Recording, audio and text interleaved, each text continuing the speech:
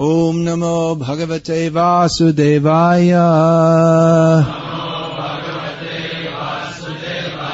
Om Namo Bhagavate Vasudevaya.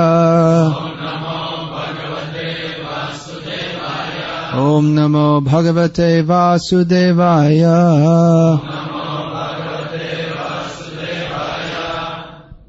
Continuing from verse 38 of Adi Leela chapter 9. Ata ichamrite brikha shinchi niranta tahate ashanka fal brikhe rupar. By the transcendental desire of the Supreme Personality of Godhead, water has been sprinkled all over the tree, and thus there are innumerable fruits of love of Godhead. Purport. God is unlimited and His desires are also unlimited. The example of unlimited fruits is factually appropriate even within the material context, for with the goodwill of the Supreme Personality of Godhead, there can be enough fruits, grain and other foodstuffs produced, so that all the people in the world could not finish them even if they had 10 times their capacity. In this material world, there is actually no scarcity of anything but Krishna consciousness. If people become Krishna conscious by the transcendental will of the Supreme Personality of Godhead, there will be enough foodstuffs produced so that people will have no economic problems at all. One can very easily understand this fact. The production of fruits and flowers depends not upon our will but upon the supreme will of the Personality of Godhead. If He is pleased, He can supply enough fruits, flowers, etc. But if people are atheistic and godless, then nature by His will restricts the supply of food. For example, in several provinces in India, especially Maharashtra, Uttar Pradesh and other adjoining states, there is sometimes a great scarcity of foodstuffs due to lack of rainfall. So-called scientists and economists cannot do anything about this. Therefore, to solve our problems, one must seek the goodwill of the Supreme Personality of Godhead by becoming Krishna conscious and worshipping Him regularly in devotional service. Now, in the midst of discussing the preaching of Krishna consciousness, Srila Prabhupada is injecting some comments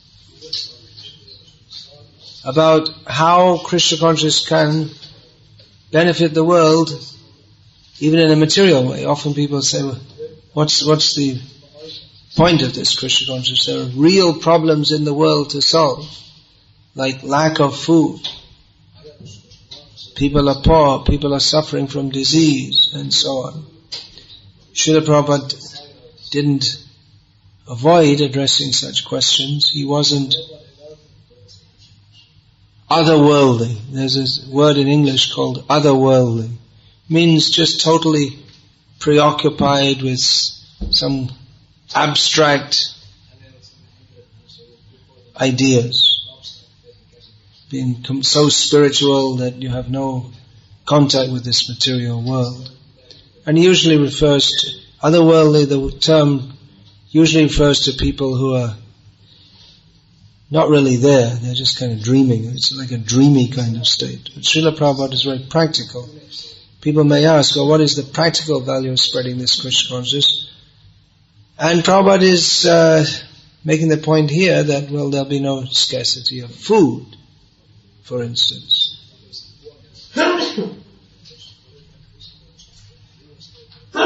Which makes me think that it's one of the great responsibilities of our movement to demonstrate this. As Srila Prabhupada wanted to show this practically through organizing agricultural communities to show that people can live simply on the land. There's no need to live in the big cities. Live on the land, live simply, and chant Hare Krishna. Srila Prabhupada states here that the only real shortage is that of Krishna consciousness. This is a kind of statement that this is more controversial than the certain controversial statements which have been suggested that they need extra explanation in Prabhupada's books. But this is more controversial, to state that there is actually no scarcity, in this material world there is actually no scarcity of anything but Krishna consciousness. This statement appears to go against reality. Everyone can see people are suffering for lack of food and lack of medicines, and there are not enough hospitals, and people are suffering really, and you're just singing in the streets. What are you doing to help people?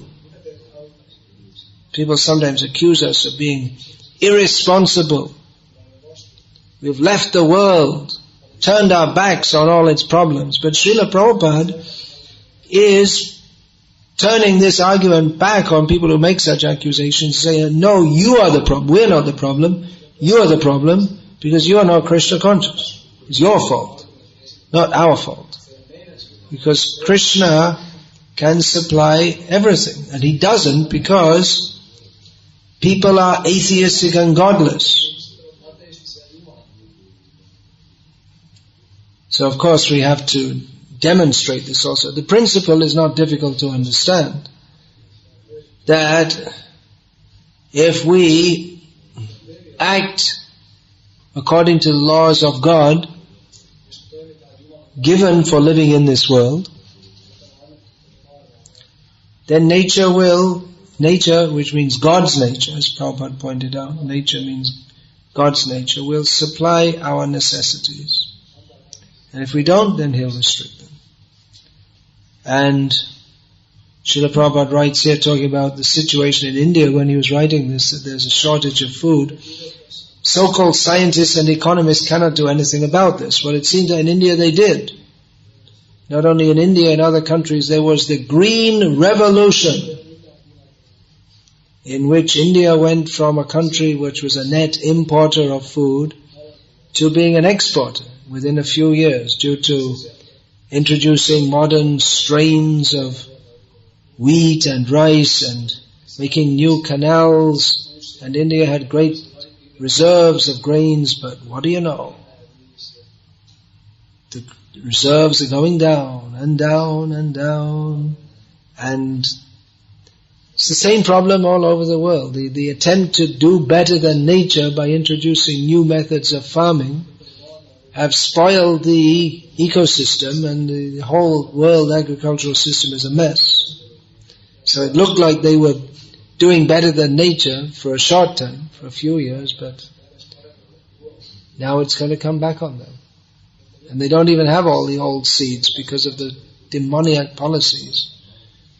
The natural seeds which were there, which actually produce much better food, they don't exist anymore.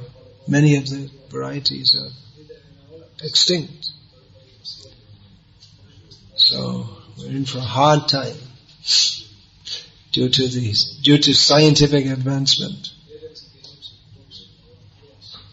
So I'll go on to the next verse in purport. Srila Prabhupada's purports, when this issue of the adding explanations to Prabhupada's books came up, I thought actually it's a very good idea, because all of Prabhupada's books, every line and every word, there's so much there that so much more can be said about them.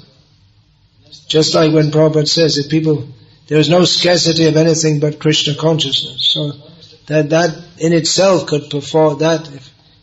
this statement in itself could form the basis of a whole book.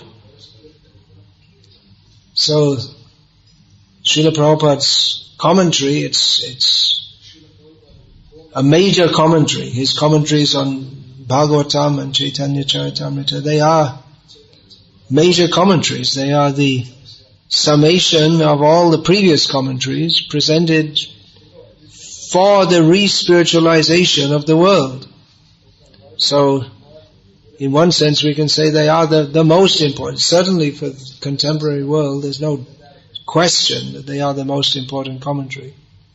But there is one other commentary in English anyway, there's no need to talk about that. It was written out of envy of Prabhupada. It's useless, worse than. So, it's a normal thing that any important commentary has sub-commentaries on it to bring out points and explain them further and so on. So, if anyone has a lifetime to spare, it needs to be done actually. It should be done as a worship of Srila Prabhupada's ecstasies, to give further notes and comments on them. Anyway, that's another subject, but that's also, yeah. Prabhupada told one of his disciples to write a book on how Krishna consciousness solves all the problems, yeah, and Prabhupada gave the solutions also. How to solve the petrol problem. That's a classic. What's the answer to the oil problem? Prabhupada said, don't go anywhere. Just go by bullock cart, that's all. You don't need to travel here and there. That solves, then problem solved, finished. Shortage of oil? Just, you don't need to go here and there. Live locally. And in traditional societies, most people, they didn't go very far. They just lived in their village area, and they might go to another village for a wedding, or if there's a big temple, they might village that on a festival day. Otherwise, merchants, they traveled. Traveling merchants, bringing things like brass spoons, which might not be produced locally, or different herbs that might not be produced locally, or forest honey or things like this. Traveling merchants, it's a difficult life. Then sannyasis, they would travel from place to place. Otherwise, most people, there wasn't much traveling. And at the end of life, in Vanaprastha life, then people would go on pilgrimage, on long pilgrimages. Otherwise, pilgrimage, if they went on pilgrimage, it would only be for not very much distance, because they had to come back to tend to the land and crops. So Prabhupada had a vision for the change of the whole society. And so about preaching Krishna consciousness, a lot of work to do. Lot to do. Srila Prabhupada had that whole vision, which he gave in his books, of a return to a more traditional society. And it's probably inevitable anyway, because Srila Prabhupada said the cheating of the scientists will be finished within 50 years. And he predicted the downfall of this artificial civilization, and it's not only Prabhupada predicting it, it's predictable by economists, ecologists, and pretty much any kind of ists. The whole thing is so frail, and how long can it go on? Just like oil, if the oil supply is stopped, then all these big cities, the people will starve within a few days.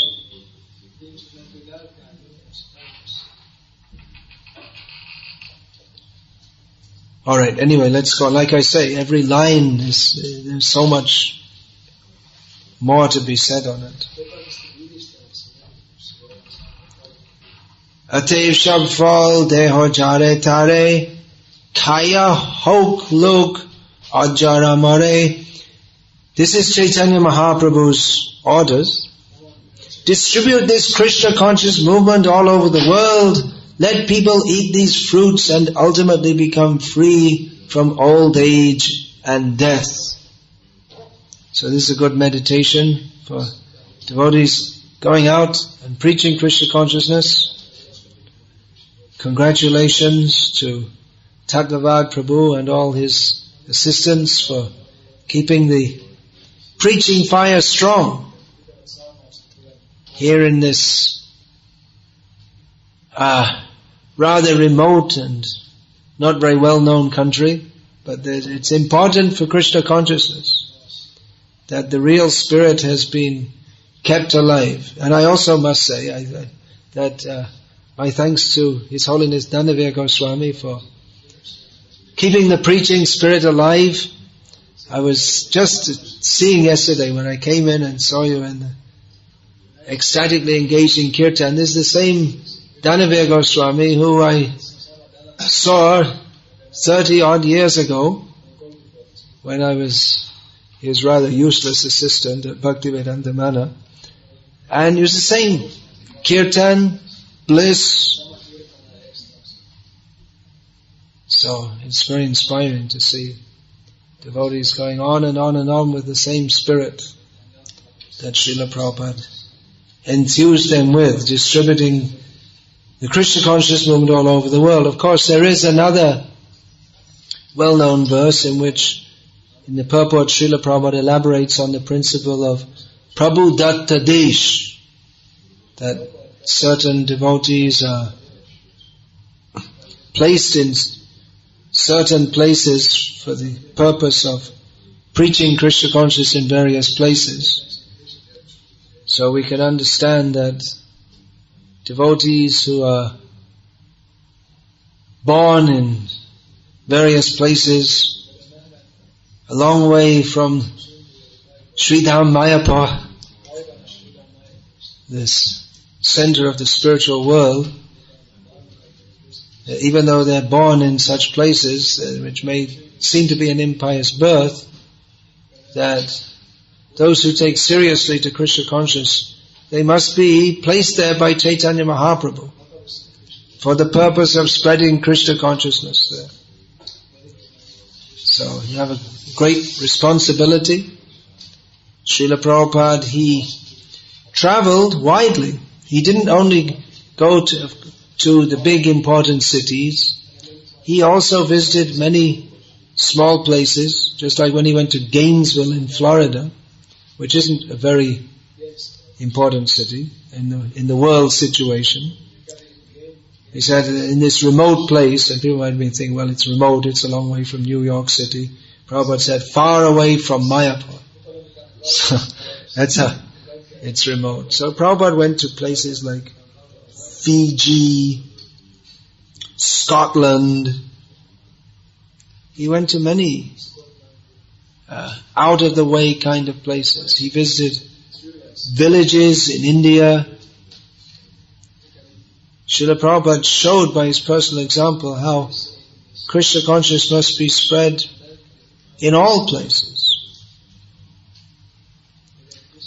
So, congratulations to the devotees of Finland for keeping the preaching fire going. And it's just my idea, but the whole Scandinavia area and Baltic area could maybe be enlivened by the waves of Sankirtan nectar coming from Finland. The rest of this area needs a bit of a boost. So, it's a suggestion or a request that we could maybe do something to spread the ecstasy in a wider field. Okay, Prabhupada's purport to this. I'll read the verse again as it's very important. Distribute this Krishna consciousness movement all over the world. Let people eat these fruits and ultimately become free from old age and death. Purport. The Krishna consciousness movement introduced by Lord Caitanya is extremely important. Well, that's true, but how important, there's language cannot describe. You have to say something. Extremely important. But how crucial it is. In fact, there's nothing important in the whole world except this Krishna conscious movement. Whatever's the news in the newspapers, President so-and-so said this and that, and latest crisis, Olympic Games, all the important things going, not important. Avadhut Chandra Prabhu distributed books. That's the really important news. It's actually a fact, because by all the different political machinations, it's just the same old thing, chewing the chew. People are born, they die, they go to hell or heaven sometimes, not very often in Kali Yuga. But if someone gets one of Srila Prabhupada's books, then that changes the universe. People become Krishna conscious. So this is the actual significant thing that's going on in the world, is this Krishna conscious movement. So it's very important to understand this, because sometimes devotees, it seems from the way they speak that they think that Krishna conscious movement, it's a movement which is only meant for making peace in human society. Sometimes we present it like that. But it's just like something like the Dalai Lama or someone who goes around saying peace, peace, peace. Or it's a vegetarian movement or a Hindu organization. But actually Krishna consciousness is unlimitedly more important than green peace or red peace or whatever, any other kind of peace. Or Hinduism or vegetarianism. The Krishna conscious movement introduced by Lord Caitanya is extremely important, because one who takes to it becomes eternal, being freed from birth, death and old age. That's why it's extremely important. There's nothing, even if you're the best vegetarian in the world. I met a Jain last year when in Lithuania in the airport, and he said, well, you're pure vegetarians. I said, yes, not just vegetarians, we offer our food to Krishna. And he said, well, we are better vegetarians because we don't take anything produced in the earth, like potatoes. So he was proud of being a better vegetarian. Of course, he was going on the plane, which is produced with oil, it flies on fuel produced from the earth. So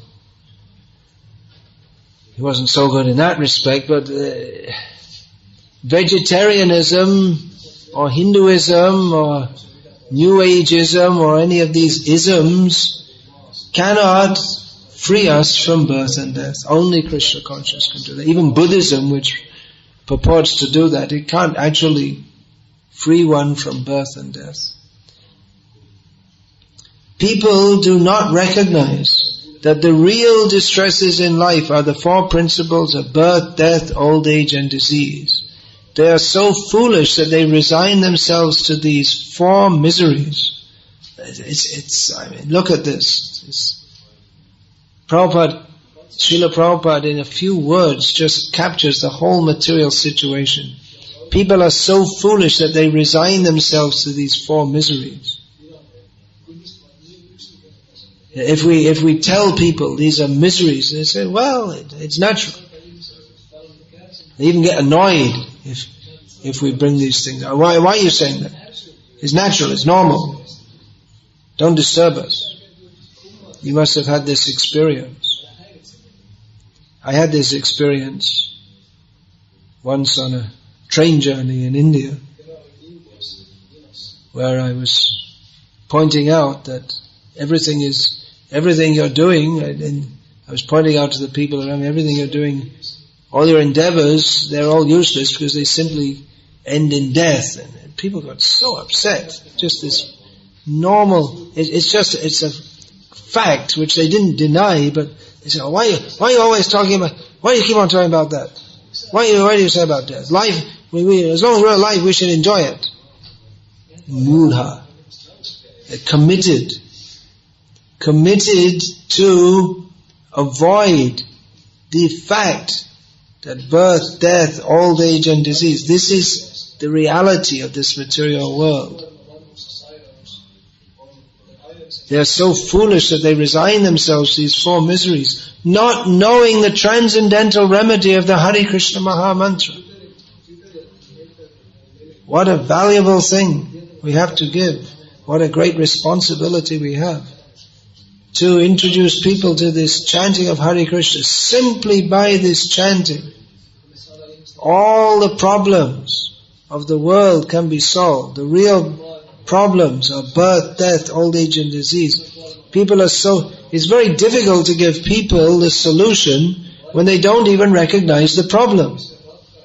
So we have to distribute these books so that people can recognize that they don't even recognize that we have a problem. We have a problem that Finland only won 2 medals in the, I don't know how many medals, whatever. We didn't win enough medals, or our football team didn't win any games. That's the problem in England all the time. They're always upset about that. Or we have a problem, world food crisis, we have a problem. The Democrats in America see George Bush as a problem, and the Republicans see the candidate Obama, his name, he's a problem. And so we see so many problems, but the real problems are anyway petty problems, really petty. I mean, football's petty, Olympic Games is petty, but people, if their dog cuts his foot, they become, problem. That ashram you have there, it's next to the cats clinic, right? There's a clinic for cats. Oh, my cat sneezing. Oh, please do something for my cat. People become very upset. Srila Prabhupada told the story of Sargal Singh, that the woman was crying she came to the lectures, Krishna Katha, Bhagavad Katha, and at the end, the speaker said, oh, this woman, she's got so much emotion, she's crying all through my lecture. He said, well, I'm not crying because of your lecture. I thought I could get some relief. I'm crying because my donkey died. A donkey called Sargal Singh. So people attached to that which is of no benefit to them. People are extraordinarily foolish. So people, they don't even recognize it. They take it very seriously. They're going through the airports, you see on the TV this Olympic Games, or you see on the newsstand the photos and looks on the face of the athletes. It's like, they're really taking it seriously. Otherwise they couldn't be an Olympic athlete. It's most important that they jump over the hurdle and get up on the next one and beat the other person. Asadgrahat. This is called accepting that which is not real.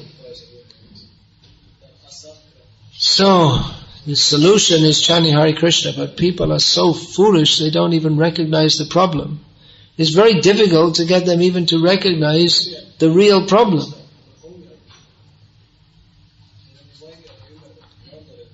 So, Srila Prabhupada is stating here, simply by chanting the Hare Krishna Mahamantra, one can become free from all misery. But because they are enchanted by the illusory energy, people do not take this movement seriously. After Srila Prabhupada published his commentary, one Edward Dimmock of the University of Chicago published his English translation and commentary on Caitanya Charitamrita. I think he probably started his commentary. Yeah, he did before. He started it before Srila Prabhupada started his, and he brought it out after Srila Prabhupada finished. It was a lifetime's work. So in his introduction to that work, he assessed previous commentaries on Caitanya Charitamrita in Bengali and English, and he wrote off Prabhupada's commentary in about 2 lines. He said, well, it's just produced for propaganda purposes, and it's not worthy of any, not very scholarly. He's a fool. This is the commentary on Caitanya Charitamrita, which has brought Chaitanya Mahaprabhu and Chaitanya Mahaprabhu's movement to the world, and brings the spirit of Chaitanya Mahaprabhu's movement to the world. No, it's not just simply some dry scholarly analysis, but Srila Prabhupada's purports are fully in the mood of Chaitanya Mahaprabhu, who in this verse that we're reading the purport to, Chaitanya Mahaprabhu is ordering every person in the universe to distribute Krishna consciousness, and Srila Prabhupada is explaining why and encouraging everyone to do that. So Srila Prabhupada's purports are fully in the line of the Acharyas, and therefore the dry academic scholars hate Srila Prabhupada's purports, or they're cynical about them, because they're committed, although they study such works and make commentaries on them, they're committed not to become followers of Chaitanya Mahaprabhu. How unfortunate. Most unfortunate. that they actually, in one sense, know a lot about Caitanya Mahaprabhu and Vaishnavism, but they're committed to not making a commitment to Krishna consciousness. Because they just want to study it, just like some people in the university study frogs. They put them in the jar and they look at them. So they want to put Caitanya Mahaprabhu in a box and measure him. So they're rascals. Unfortunate. Yes? Sometimes the scholars would say that Prabhupada didn't translate it exactly directly. It used his own twist. And you could take that verse where Lord Chaitanya orders that Krishna consciousness should be spread all over the world and everyone. Could you read the words and tell us that? Well, I noticed actually that there's a twist in this very translation.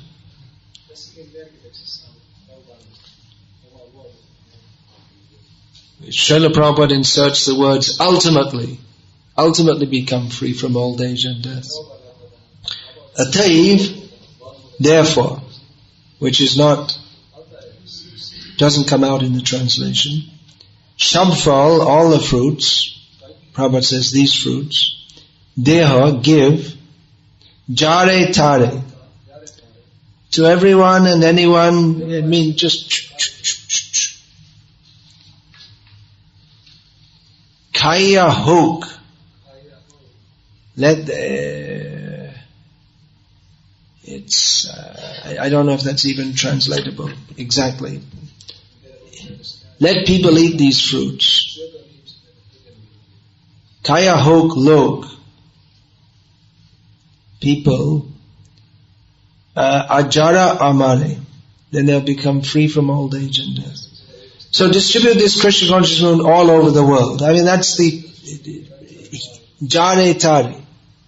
Means here and there to everyone and everyone. And it's clear from the context, it means all over the world. Where is the Krishna consciousness part? No, it's Shabfal, all the fruits. So the fruits are the fruits of love of God, which is, it's within the context. You were looking for that one, huh? And ultimately become free from old age and death. Srila Prabhupada has inserted the word ultimately there. Which is also, I mean, even if we want to, if you want to substantiate this, we can say ultimately means that Caitanya Mahaprabhu is introducing everyone to the process of Krishna consciousness. He did the process. He spread Krishna consciousness by chanting, but then people who want to take it up seriously have to follow the process, which he described to Rupa Goswami. And Rupa Goswami compiled that in his Bhakti Rasamrita Sindhu. And the process is Ado Shraddha Tata Sadhu Sangha. And eventually then Prado Bhave Bhavet Kramaha. Sadhakam Ayam Premna Prado Bhave Bhavet Kramaha. Gradually one comes to the stage of prem, beginning from Shraddha. So it means ultimately, gradually they'll become free. It doesn't mean immediately, but gradually by following this process you become free from birth and death. And actually, the system of translating or explaining verses not exactly according to the wording it's part of the tradition. When commentators comment in Sanskrit, they often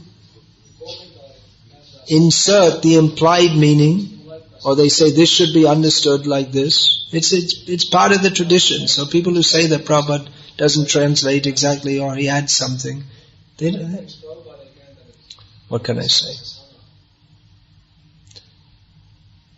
As well as Prabhupada says in one purport that we have to get a PhD from Ramananda Rai. So such people are envious. What is their qualification? They think if they have a PhD degree, they're qualified to speak about the Acharya, but there's no qualification. they're in the wrong dimension. They're trying to comment on on transcendence while they're within the three modes of nature. And they don't realize their lack of qualification to do so. It's something like scientists long ago, or people long ago, they used to think that the world was flat, and if you sail far enough, you'll fall off the edge. You'll go do, then there'll be like a massive Niagara Falls, and you'll just go. That's why Christopher Columbus had a hard time getting his crew to go on sailing west, because they were afraid they were going to sail off the edge of the world. So, no doubt at that time there were people who were giving learned explanations of how the world is flat, but it's just stupid, because they know what they're talking about. Well, you know all about this thing far better than most, about the world being flat and round and all this kind of thing. But anyway, there's no sailing off the edge of the world. I think you can corroborate that. So,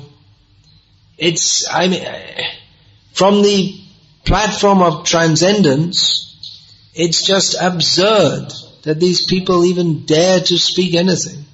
It seems, from their platform, they seem like they're very learned, but the example of Dr. Frog is always apt. That they just don't, they're in a closed up well, and they're trying to comment on that which is not within their realm of observation. Yes, please. Someone may say that if you just study the Vedas and you keep yourself confined, then you're not really a fully learned person, and you won't be able to really convince others unless you have a well-rounded education. And if you don't have a well-rounded education, you can't convince others. Yes, that's partially true. As long as we're in this world, preaching means we have to relate to people who are a long way from Krishna and bring the subject matter of Krishna consciousness to them. So we may speak in terms that they can understand. Therefore, we find Srila Prabhupada did that. He gave examples which are not directly in the Vedic tradition, like he gave the example of the car and the driver. Of course, that's there with the Rat and the Rati. Or he wanted the Bhakti Vedanta Institute. So, preaching does require that devotees can relate to people at some level, make some communication, and bring them up. So, devotees I guess they should at least, just like if you're in Finland, it would be a good idea to know the name of the president of the country. I had an experience once. I was in England, and I was speaking to someone who had come to the temple, and they mentioned to me the name of the Prime Minister of the country, whose name was Callaghan. And actually, I didn't know I was living in England as a British citizen, but I didn't know who the Prime Minister of the country was. I was so out of touch with the worldly news. And the person I was speaking to was surprised, and they thought I was pretty stupid. That I was British, I was living in Britain, and I didn't know the name of the Prime Minister. So it is a good idea to keep in touch with the goings-on of the world to some extent, at least.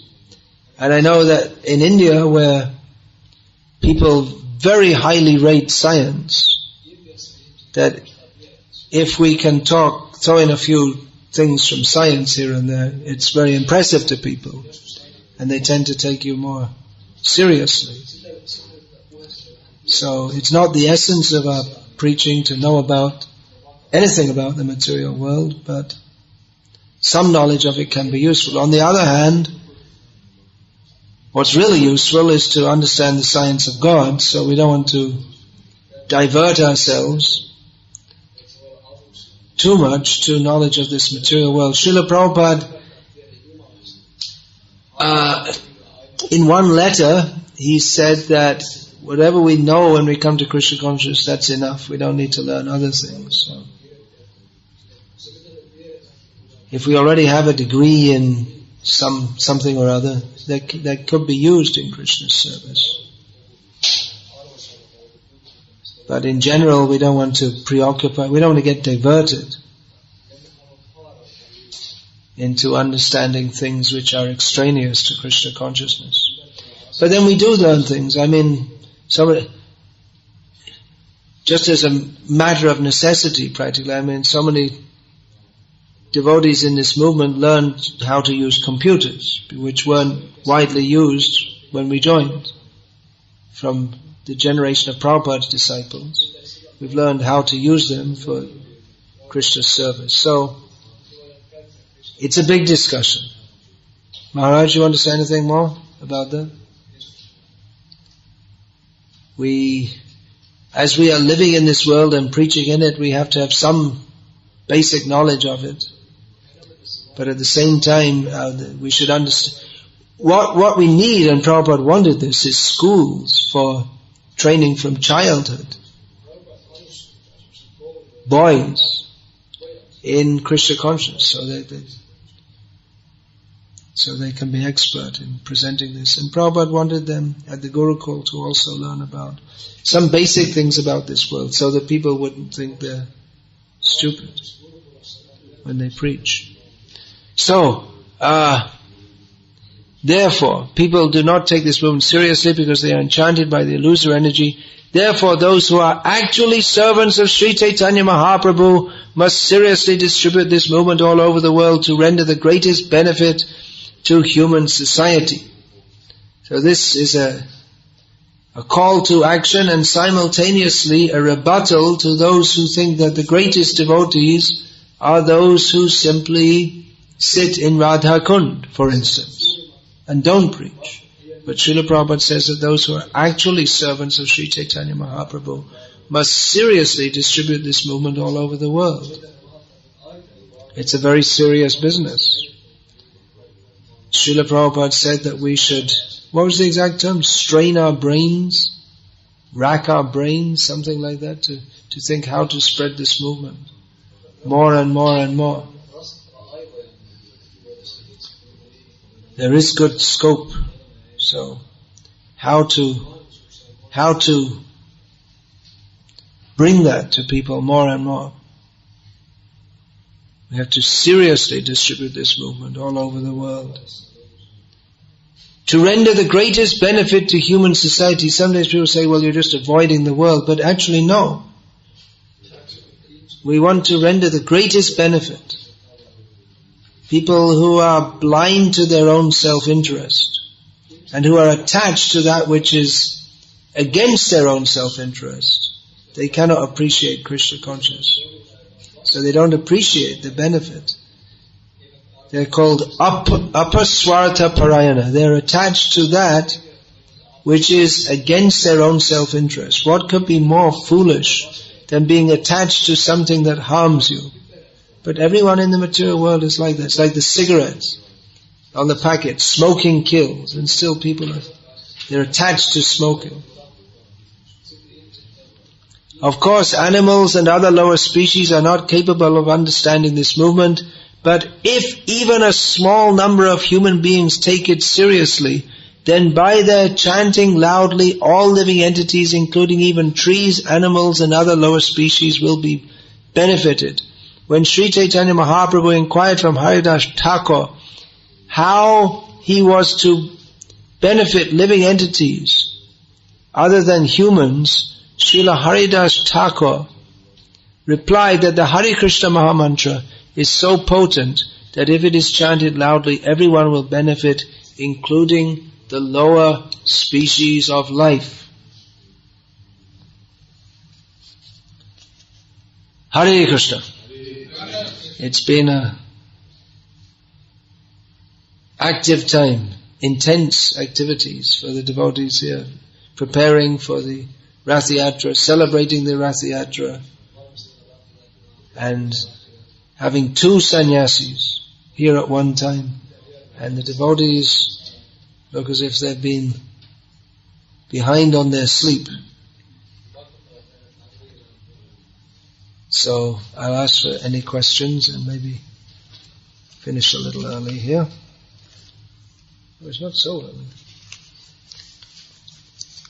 So, any questions? Please. No. All right. Yes, please. Maharaj, is it so that when we are preaching, we are being influenced also by the material nature? Like, many times I notice that when I start distributing, there is like a lot of enthusiasm, and maybe there is also this enthusiasm still remaining, but somehow this Shakti or this piercing power is like going down in time. When we preach, are we influenced by the material nature? And how How to avoid that? Well, regular sadhana, regular discussion of the importance of preaching, keeping close association with serious devotees, all this helps to keep us strong. Srila Prabhupada wanted his disciples to go to Sridham Mayapur each year,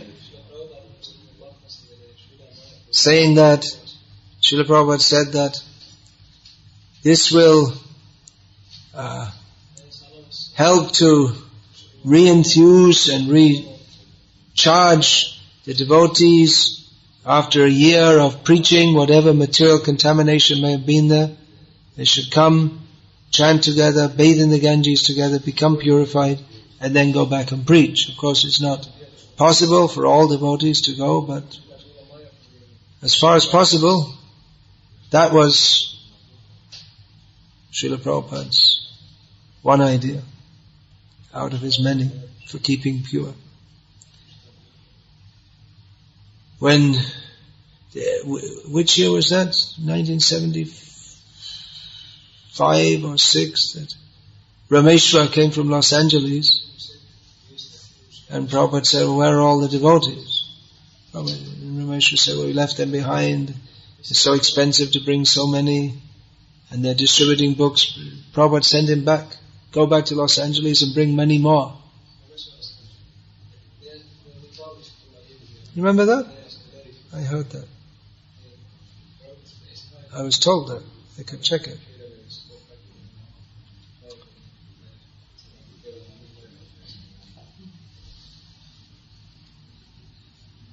Well, maybe it's not true, but I was told that. I thought you should know that, if it was true. I'll ask. You heard that also? It's there in Transcendental Diary also. Yeah, I heard that one year. I went to Mayapur in 76. I wasn't sure whether it was that year or the year before that Prabhupada had sent him back to Los Angeles to bring more devotees.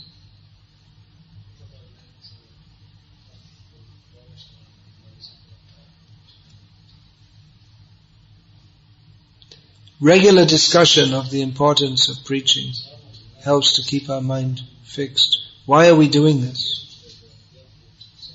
Why are we doing it? There are many reasons. We're doing it for our own purification. We're doing it to help others who are suffering in this material world. We're doing it to actually benefit the world. We're doing it to please our Guru and Srila Prabhupada and all the Acharyas and Caitanya Mahaprabhu. We're doing this because we want to introduce people to Krishna. When we read these books, we get inspiration that others should also read this and have this opportunity.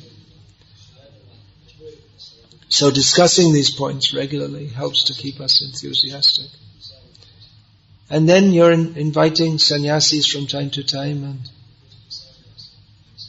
just like I was inspired yesterday by seeing Dandavir Maharaj, you also become inspired in the same way to see that devotees who, after so many years, are still enthusiastic, So that in itself is enthusing. I know for the younger devotees to see that there are devotees who are going on all their life with full enthusiasm, and that gives enthusiasm also.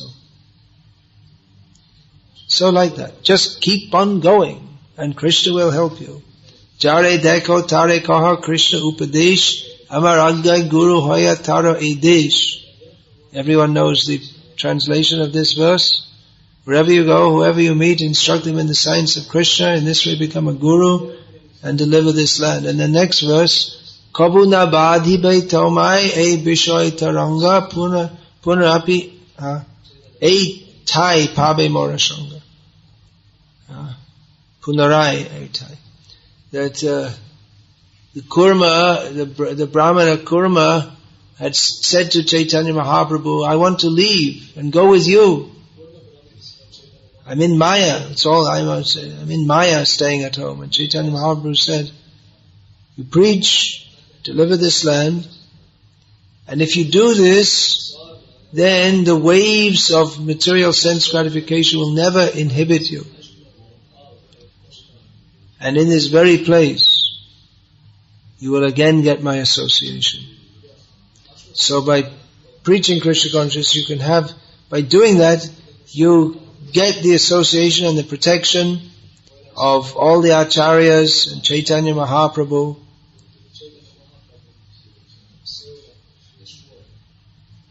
And you can actually experience that sometimes. How the whole parampara is there with you, right there. Talking to someone with a hamburger in one hand and the other hand round his girlfriend and with a cigarette in that, and you're giving him Bhagavad Gita. And you can experience sometimes the mercy is there, how you can experience how the whole parampara is with you right there. You're experiencing that. You may not find Caitanya Mahaprabhu in Radha Kund. You may find him outside a bar in a small town in Finland. More likely.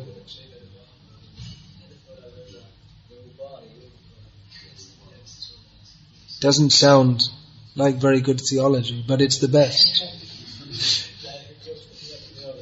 Where is a holy place? You see that bar? Go there. Distribute books. The mercy will flow there, because Caitanya Mahaprabhu's mercy flows down to the most fallen. And the attempt to pick them up attracts the mercy of Caitanya Mahaprabhu.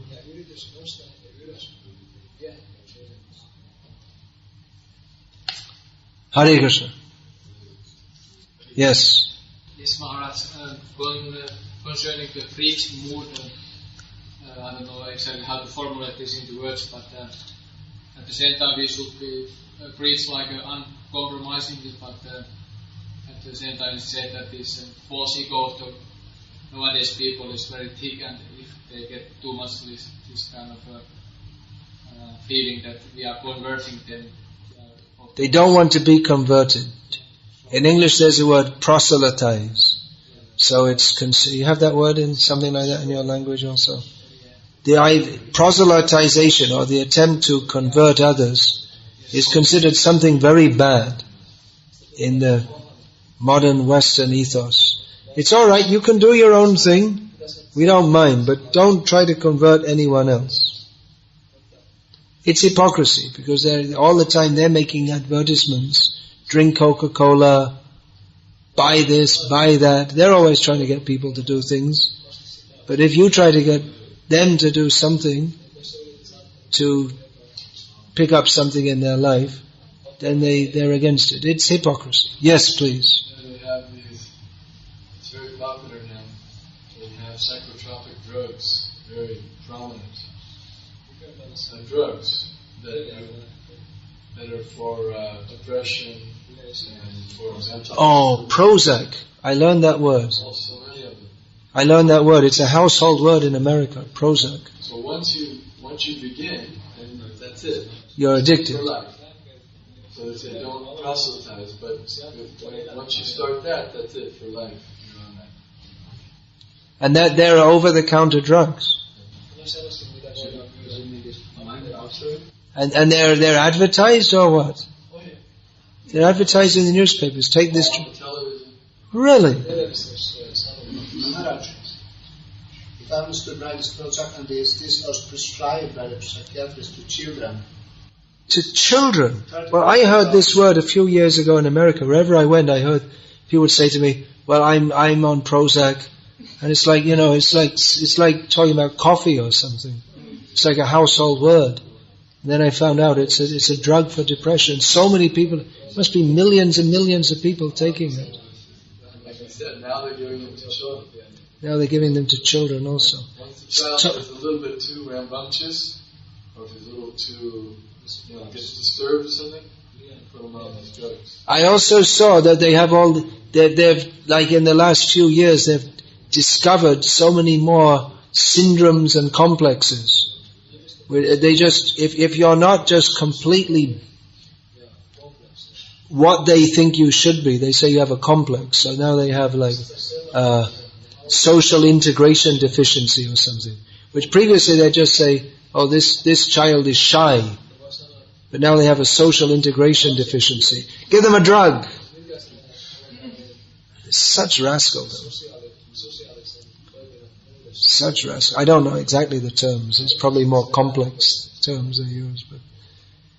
But they have their ideas of what you should be like. And if you don't fit into that, then you qualify for getting some kind of drug.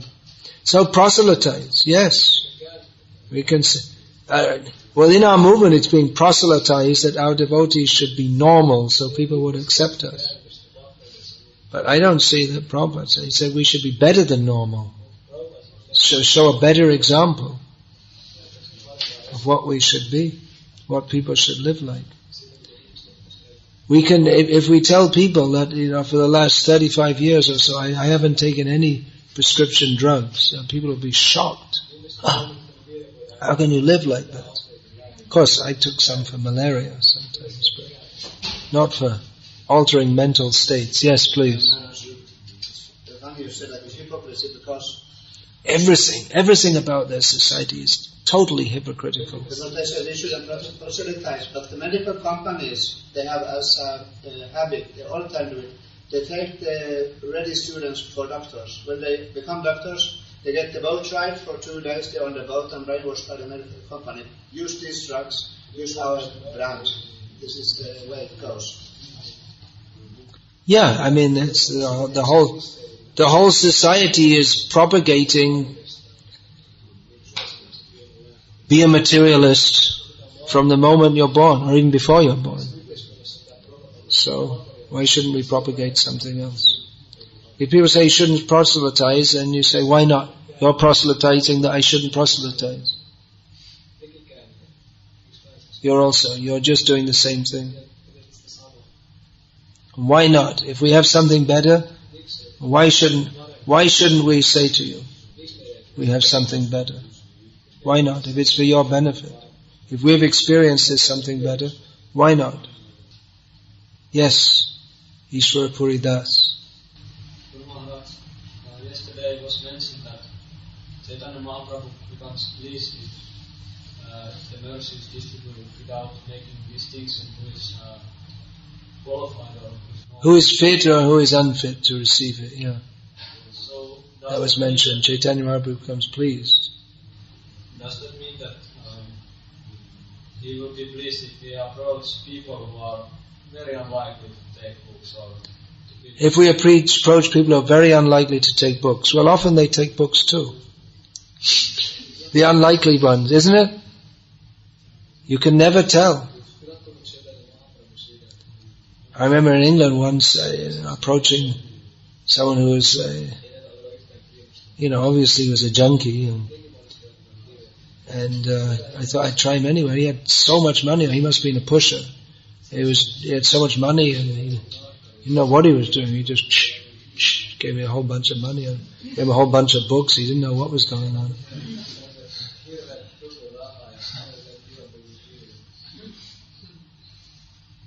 So, I mean, this This book distribution nectar, that's there on Pamho. It's full of stories of people who you don't think will take a book, taking books, right?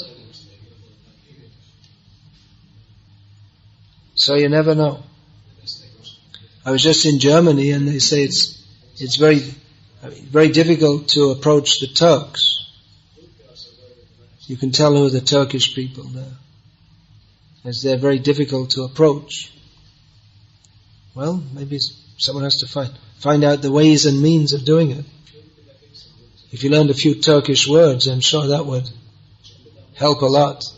There are lots of Turks in Germany. So, if you learned a few words, they'd probably change your attitude. They'd be very welcoming to you. There's a group of Turks in Lampur this year. About 20. Really? And they were very interested in... How did they come? Someone was preaching to them? The devotee who brought them over. That Airavata? Was it him? His assistant. Oh, Navaratna, yeah. Not a big group. So they're doing something actually. Yeah, actually in Munich we had this all-day program, and half the people there all the time were Muslims. You can see by the way they dress and their facial features. So there's hope everywhere. That's actually a big lacuna in our preaching of Krishna consciousness all over the world. Lacuna, do you know what that means? It means like a gap or a hole. That we haven't really made inroads we haven't made significant inroads in the Muslim world. Whoever does that is going to get a lot of mercy. There's no doubt.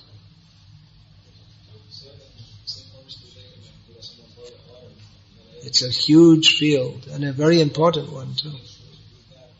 As Islam is gaining strength, it is a major world force. So there was a time when Islam was on the decline, but it's picking up again now. So it's a tough one, but if anyone can crack that field and start to make devotees among Muslims, it'll be great service. In Los Angeles there's a big Iranian community, and devotees report that they're always welcoming to devotees, and they like to take the books. They're interested. Somehow I feel good that these Muslims, they are so strong for God, but maybe I'm just sentimental. Yeah, it's pros and cons, you can say. They are religious, there's no doubt. They're not atheistic. And to actually practice Islam, you have to pray 5 times a day, starting from before dawn. For 1 month you have to, if you actually follow fasting, according to the system, it's very austere. So, I mean, they definitely have faith in Allah. It's very strong faith. It's not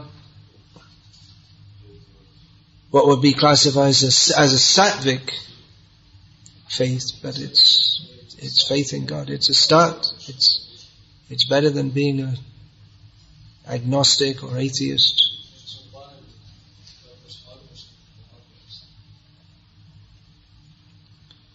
And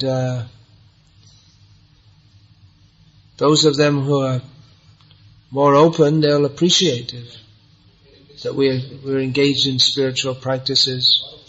One devotee told me he was preaching in Lebanon, and from time to time he got arrested. And in Lebanon, then and now, the government might arrest you, or some paramilitary group might arrest you. So anyway, he was often in prison with all kinds of militants, or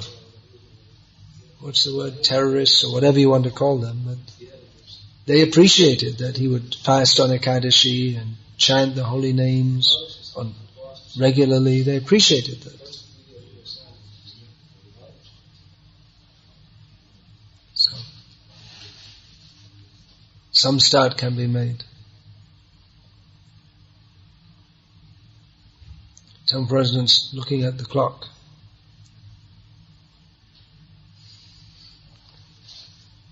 All right, last question. I didn't look over that way. Any questions from the ladies' side? No. Peace, love. I have a seminar called Love and Peace. You can purchase that if you want the real love and peace formula. Love and peace in this material world is just a bunch of baloney. What they talk about love and peace. George Orwell, in his book 1984, he was a material. I mean, he was not a devotee, but he could see through all this hypocrisy. He said in future there would be 3 ministries: the ministry of love. Wait a minute. It's the ministry of peace which wages war, the ministry of truth which tells all lies to the people, and the ministry of love which persecutes and tortures people. So, the 3 ministries. Yes. Yeah.